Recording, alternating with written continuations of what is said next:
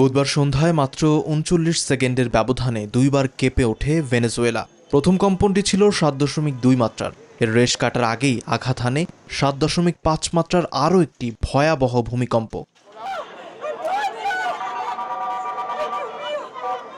প্রচণ্ড ঝাঁকুনিতে রাজধানী কারাকাসে মুহূর্তে ধসে পড়ে ব্যাংকসহ অনেক বহুতল ভবন। প্রাণ বাঁচাতে দ্রুত রাস্তায় নেমে আসেন বাসিন্দারা।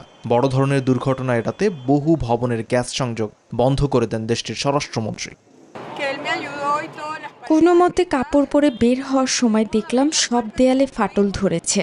দরজা খুলে দেখি চারপাশ ধোঁয়ায় অন্ধকার। নিচে নেমে দেখি একেবারে হরর মুভির মতো দৃশ্য। ধ্বংসস্তূপ পেরিয়ে আমাদের বের হতে হয়েছে।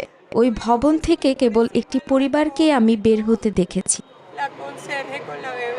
এই বিপর্যয়ে ক্ষয়ক্ষতির পূর্ণাঙ্গ চিত্র এখনও অজানা। তবে মার্কিন ভূতাত্ত্বিক জরিপ সংস্থা বলছে এই জোড়া ভূমিকম্পে ব্যাপক প্রাণহানি হতে পারে।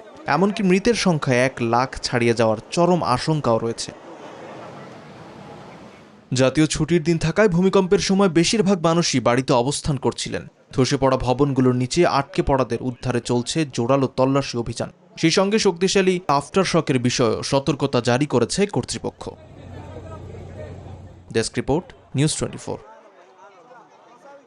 প্রতি সপ্তাহে সর্বোচ্চবার বিকাশ পেমেন্টে 50 জন হবেন পেমেন্ট চ্যাম্পিয়ন। জিতে নিন টিভি সহ আকর্ষণীয় সব প্রাইজ।